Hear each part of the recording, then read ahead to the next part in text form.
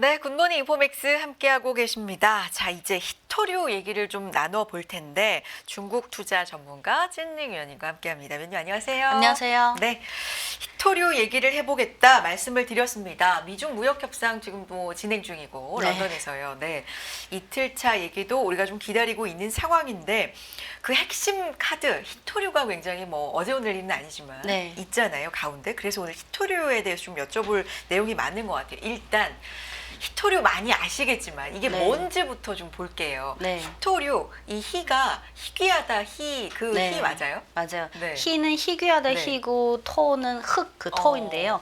많은 분들이 히토류가 왜 히토류라고 하냐면 할 때 이렇게 설명해요. 네. 히토류 자체가 희귀해서가 아니라 순수한 단일 원소 형태로 분리하고 정제하는 게 너무 어렵다. 그래서 히토. 근데 자료를 찾아보니까 최초에 왜 히토류라는 명칭을 붙였냐면 네. 18세기에 핀란드 화학자가 처음으로 히토류를 발견했는데 그 당시는 히토류인지 몰랐죠. 그래서 어떤 금속 같은 광물을 분석했는데 그 중에 5분의 2는 아무리 관찰하고 분석해도 이게 도대체 뭔지 잘 모르는 거예요. 그래서 근데 그 원소들을 보니까 그 원소들이 고체 산화물이 물에도 용해되지 않고 근데 금속의 광택을 띈 거예요.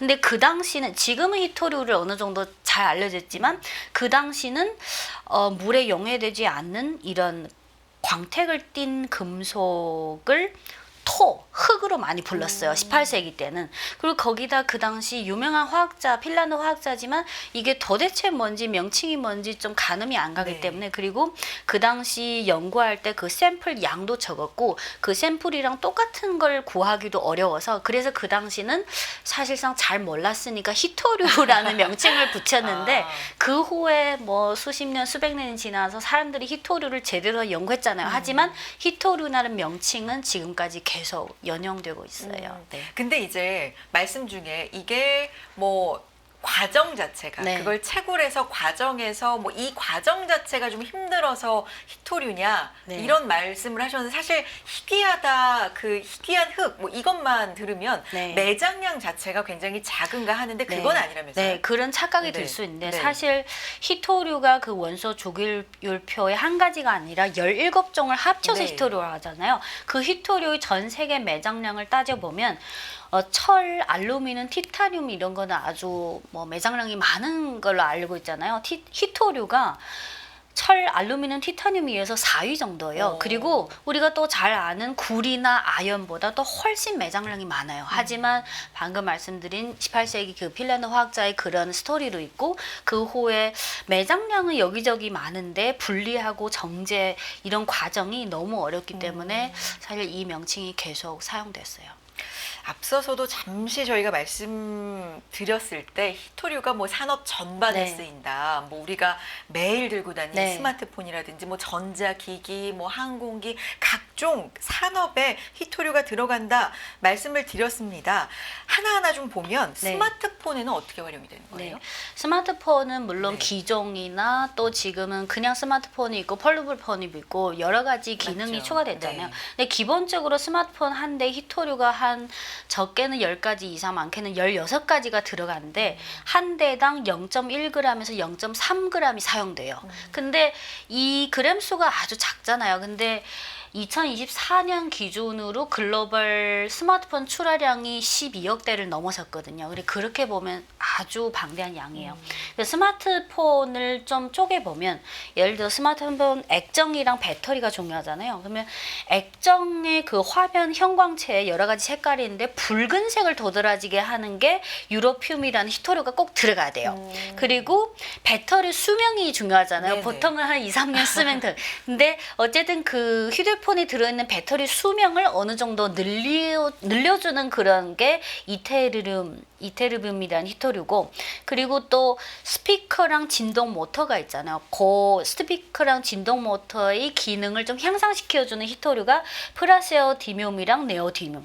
그리고 요즘은 사실 스마트폰이 다 기능이 다 고만조만이라서 카메라 특히 여성분들은 카메라 기능이 중요한데 카메라가 뭐 한국은 영하 20도까지는 잘 안 내려가는데 중국도 그렇고 전 세계를 보면 영상 몇십 도보다 영하 몇십 도까지 그래서 아주 극한의 더위와 추위에도 영하 20도인 환경에서도 잘 센서가 잘 작동되도록 안정성을 유지하는 히토류가 사마륨 이게 꼭 들어가야 되고 그리고 또 요즘은 또 무선 충전을 많이 쓰잖아요. 근데 무선 충전할 때 휴대폰이 뜨거워지는 경우가 있어요. 그거를 뜨거워져도 안정적으로 충전하게 하는 기능. 거기에는 히토류 디스프로슘이 들어가고 또 많지만 뭐 카메라 렌즈 유리의 투명도를 개선하는 기능에 란타넘이 들어가고 그 외에도 많지만 두 가지만 더 예를 들면 요즘은 폴더블 폰 있잖아요. 그 접는데 힌지인데 그 힌지 접는 그 부위의 무게를 30% 감소하면서도 강도를 50% 증강시킬 수 있는 히토류가 스칸디움 거기에 들어가야 돼요. 네. 또 마지막으로 뭐 더 많지만 하나 요즘은 그 건강관리 뭐 스마트워치나 심박수 모니터링하고 그렇죠. 심박수 모니터링 그 기능을 향상시키기 위해서는 가돌리륨이라는 히토류가 또 들어요. 그래서 이 외에도 많지만 생략하고 기본적으로 스마트폰 한 대 히토류가 10가지 이상 들어가고 기종에 따라 좀 다르지만 0.1g에서 0.3g 들어가고 또 중요한 거는 지금은 폴더블 폰이나 또 휴대폰에 점점 뭐 AR, VR 여러 가지 고성능 기능이 추가되잖아요. 그래서 앞으로는 한 대당 들어가는 히토류의 양이 좀 늘어나는 추세라고 봅니다. 히토류라고 이제 검색창에만 쳐도 사실 네. 뜻이 간단하게 어떻게 나오냐면 원자 번호 57에서 71까지 15개 원소에다가 스칸디움, 뭐 이트륨을 더해서 17개다. 네. 근데 이제 말씀해 주신 걸 들으면 스마트폰 하나에도 그 기능별로 네. 필요한 히토류가 다 네. 있고 네. 한 대당 뭐 한 0.3g이 들어가는데 이걸 뭐 12억 대다 이렇게 생각하면 이제 엄청나다. 스마트폰 네. 봐도 이렇게 요약해 볼 수가 있는데 그러면 이제 전기차에도 들어가고 네. 뭐 전투기에도 들어가고 우리 이렇게 네. 알고 있잖아요. 이것도 좀 간단히 전기차도 뭐 순수 전기차가 있고 하이브리드가 있는데 모델에 따라 다르지만 기본적으로 전기차 한 대당 순수 전기차의 경우는 히토류가 한 0.5kg에서 1kg 정도 들어가고 플러그인 하이브리드는 마찬가지로 모델이나 뭐 그거에 따라 다른데 하이브리드는 1에서 2kg 정도 들어갑니다. 그리고 전기차는 뭐 모터가 중요하잖아요. 배터리가 중요하고. 근데 히토류 같은 경우는 전기차에서 모터가 가장 중요한데 전기차의 80% 이상이 모터에 네오디뮴 연구 자석을 꼭 사용해야 돼요. 이 네오디뮴 연구 자석이 뭐냐면 히토류 원소 중에 네오디뮴이 있어요. 거기다가 철이랑 붕소 요 세 가지를 조합해서 만든 자석이 네오디뮴 연구 자석. 요게 전기차에 꼭 들어가야 되고요. 근데 요 연구 자석이 어떤 장점이 있냐면 구조는 간단한데 작동은 안정적이고 소형 경량화가 되고 또 모터의 모양과 크기를 그 수요에 따라서 좀 유연하게 조절할 수 있고요. 그래서 전기차 분야에서는 필수 원소이고 또 평가가 높습니다. 그리고 또 전기차라면 또 배터리가 중요하잖아요. 배터리에 들어가는 히토류는 란타넘, 사마륨 이런 고출력 전지 구성 요소가 필요한데 요게 들어가면 뭐 리튬 배터리 전극 재료에 들어갈 수 있을 뿐만 아니라 뭐 납산 배터리 또는 니켈 금속 수소화물 배터리 양극재 원료로 들어가요. 그리고 그 외에도 뭐 전기차에 들어가는 배기가스 정화 장치 그리고 산소 센서의 세라믹 재료. 근데 전기차에서 가장 중요한 거는 모터에 들어가는 네오디뮴 연구 자석. 그리고 지금 지난 6월 5일에 그 중미 양국 정상이 통화해서 사실상 트럼프 쪽 요구는 히토류 그 공급 위기 때문이고 네. 그리고 어제부터 또 영국 런던에서 양국의 고위급 관계자가 근데 그것도 네. 미국 측 지금 가장 시급한 거는 사실상 히토류 아우. 라고 해도 무방해요. 그리고 전기차 외에 전투기는 더 많이 들어간대요. 예를 들어서 미국 전투기 중에 유명한 게 F-35잖아요.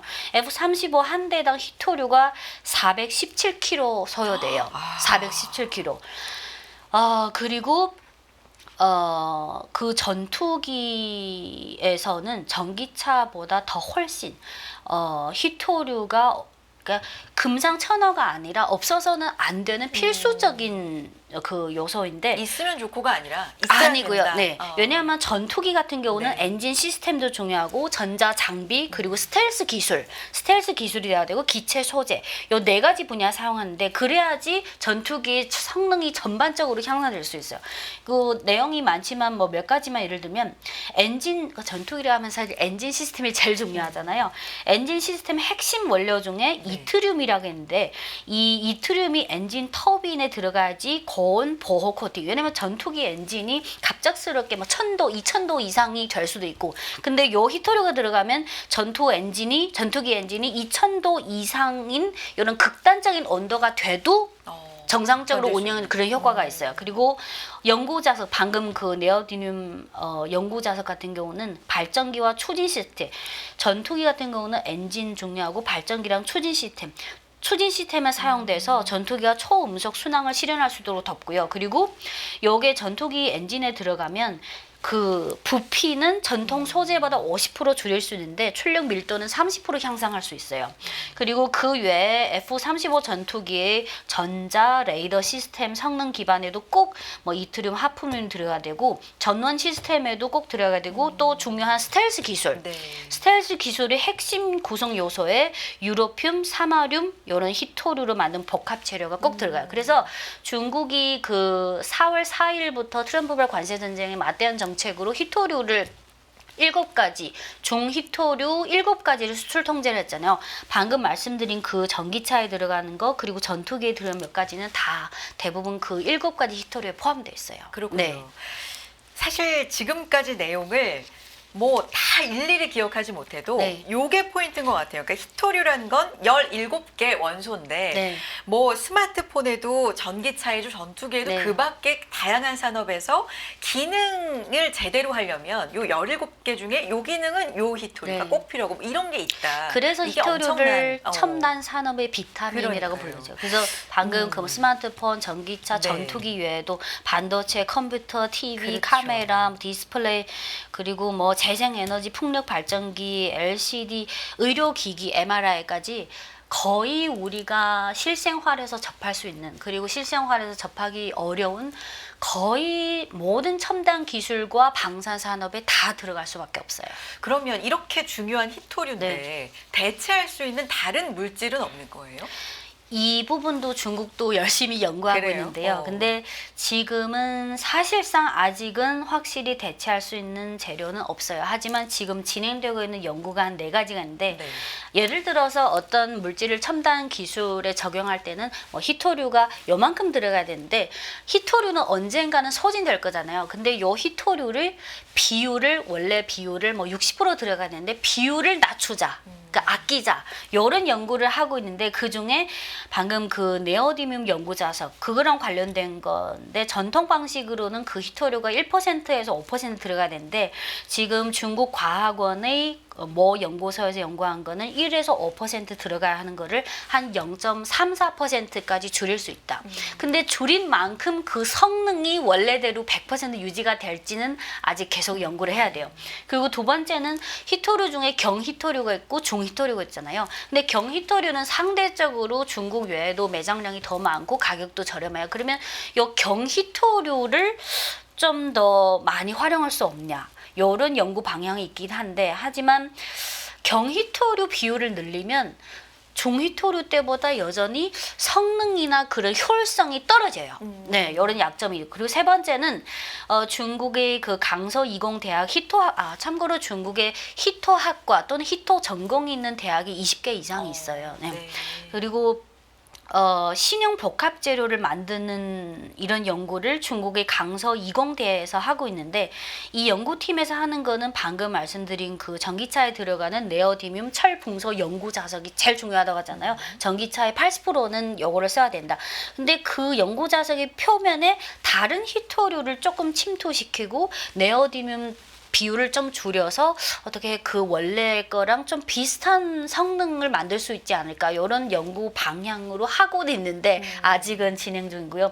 그리고 네 번째는 아예 기존의 17가지 히토류가 아니라 완전 아예 새로운 물질, 그거를 60년대부터 과학자들이 연구해서 최근에 2022년에 영국 케임브리지 대학교랑 오스트리아가 공동 수행한 것 중에 인공 합성 합금 광물인 테트라테나이트, 요거를 어느 정도 연구해냈는데, 하지만 문제는 대규모 제조도 가능하고 뭐 완전 새로운 물질이라서 그 17가지 히토류에 포함되지 않지만 여전히 그 기존의 연구 자석에 비해서는 여러 가지 핵심 기술 그 지표들이 아직은 격차가 있어요. 그래서 여러 가지 대체 또는 비율 조절 이런 연구를 하고 있지만 결과적으로는 아직은 상당한 시간이 걸릴 것 같은데요. 그리고 2024년 5월 한국 기사를 보니까 현대기아차가 연세대에 현대자동차그룹 자성재료 공동연구실을 설립해서 전기차 핵심 소재인 그 대체 소재 개발을 추진한다. 근데 그 뒤로는 업데이트된 기사가 거의 없는 것 같아요. 네. 결론적으로는 대체 물질을 연구는 활발하게 뭐 각국에서 이루어지고는 있는데 성과가 그렇게 크지는 않고, 있다고 해도 네. 대체 물질이 있다고 해도 기능적으로는 아직 너무 격차가 네, 아직 격차가 네. 있는 상황이다. 네. 그러면 이제 중국 얘기를 본격적으로 하면, 중국이 왜 네. 히토류 강국인 건지, 그렇게 많이 매장이 되어 있는 건지, 아니면 아까 초반에도 말씀해 주셨듯이 이거는 정제 과정도 그렇고 중간 처리 과정이 너무 어렵다고 했는데 그 부분에 있어서 강점이 있는 건지 궁금합니다. 중국의 히토류 산업 전략이라고 하면 한 90년대 초부터 지금까지 한 30년 지났잖아요. 한 20-30년을 걸쳐서 지금까지의 어떤 독점 통제력을 갖게 되는데 8시 22분이네요. 네네네. 이 책이 중국에서만 출판된 책인데 한국어나 다른 언어로는 출판되지 않았어요. 이게 최근 책은 아닌 것 같아요. 네, 좀 된 거예요. 2011년 1월에 출판된 책인데 이 책의 이름이 중국 히토 보유전. 보위. 보유전. 네. 그럼 밑에 뭐라고 썼냐면, 히토를 보유하는 것은 바로 우리의 전략적 자원을 보호하는 것이고 우리의 국가 안전을 보호하는 것이다. 그러니까 지키자. 네. 뭐, 그래서 그 중국의 개혁개방 지도자이신 덩 네. 샤오핑, 등소평이 1992년에 중국 남방 지역을 돌면서 남순 강화를 했는데 그 중에 히토류도 언급했는데, 그러니까 중국이 히토류가 매장량이 많은데 그러면 중동에 석유가 있다면 중국에 히토류가 있다. 그래서 중국은 히토류 매장량만 많은 나라가 아니라 히토류 생산, 가공, 정제 이런 히토류 전체 밸류체인에서 강점을 만들어야 된다. 그래서 90년대부터 열심히 해서, 근데 시간 관계로 그 중간에 이 책에 90년대, 80년대부터 90년대 2011년 1월에 낸 책이니까 90년대부터 2011년까지 한 20몇 년 동안 그 방송에서 이런 표현 좀 그랬지만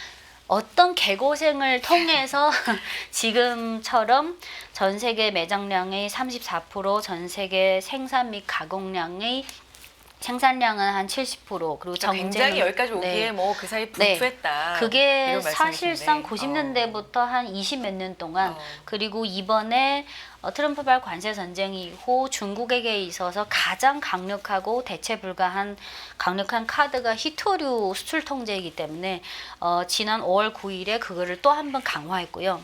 그래서 지금 전 세계 히토류 매장량 중에 중국은 한 34%고 생산량은 70%인데 중요한 거는 정련, 정제 이런 가공에서는 사실 통제력을 90% 갖고 있어요. 중국 외에 매장량이 또 있는 나라 뭐 베트남, 러시아, 브라질, 인도 다 있는데 그 나라에 매장되어 있는 히토류의 상당 부분도 사실상 중국에 가져와서 정제하고 가공해서 다시 그 나라로 수입해서 제품화 시켜야 돼요.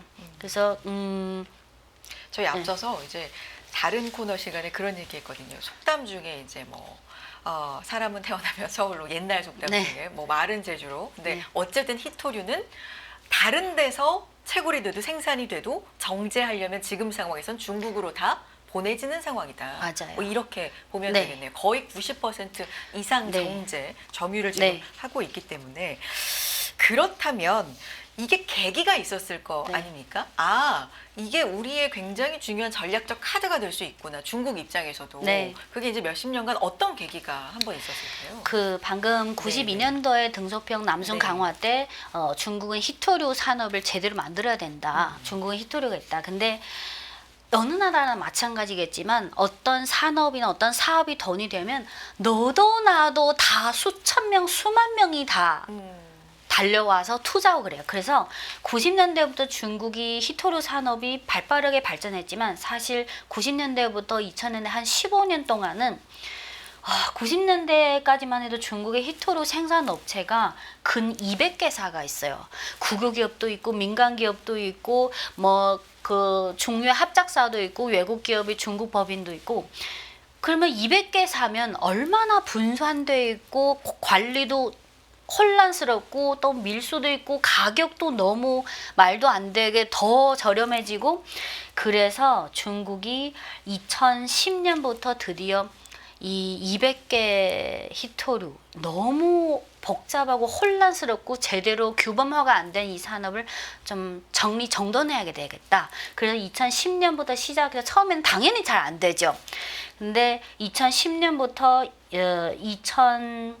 2020년까지 한 10년 정도 뭐 불법 밀수한 사람은 처벌하고 뭐 감옥에 보낼 사람 보내고 또 환경 오염 심한 거는 또 폐쇄시키고. 그래서 200개를 많이 줄여서 2021년 말까지는 중국 전국에 또 매장량이 그 집중된 지역에 중국 5대 국유 히토 기업으로 집중시켰어요. 네. 그래서 그 5대 기업이 북방에도 있고 남방에도 있는데 중국의 히토류 산업은 사실 90년대부터 2021년, 22년쯤까지 5대 국유 히토류 그룹이 생기기까지 20몇 년 동안 중국의 수많은 우여곡절을 겪었어요.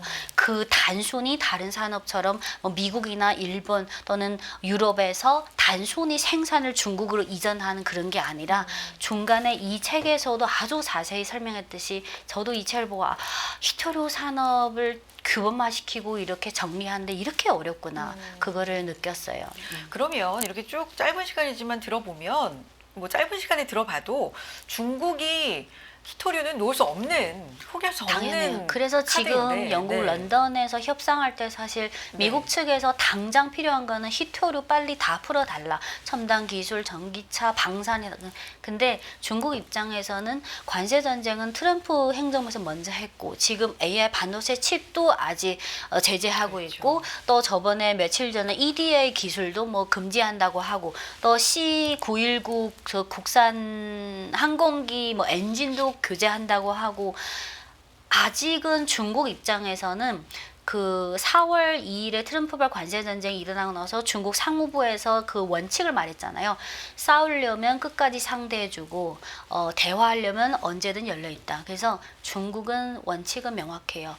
저번에 5월 12일에 트럼프 행정부에서 먼저 관세를 상당부분 처리한 것처럼 미국 쪽에서 뭐 칩이든 뭐든 미국 쪽에서 먼저 또 일부 호퇴해야 중국도 그에 상응하는. 그래서 중국이 지금 중국 손에 잡고 있는 카드 중에 가장 대체 불가하고 강력하고 미국으로 하여금 가장 당황하고 조급하게 만든 히토류이기 때문에 저는 이번 런던 협상이든 뭐 1차, 2차, 뭐 N차가 있겠지만 그렇게 쉽게 마무리 지을 수는 없을 것 같아요. 알겠습니다. 여기까지 듣도록 하겠습니다. 중국 투자 전문가 찐냉면 여기까지 듣도록 하죠. 다음에 또 봬요. 고맙습니다. 네, 감사합니다. 매일 돈을 쓰는데 그 가치는 누가 정할까요? 정답은 슈퍼달러 슈퍼리치에 있습니다. 복잡한 공식은 빼고 투자 타이밍을 잡는 환율의 핵심만 담았습니다. 빠르게 변화하는 금융시장, 그 중심엔 언제나 환율이 있습니다. 오늘부터 환율과 썸 타볼까요?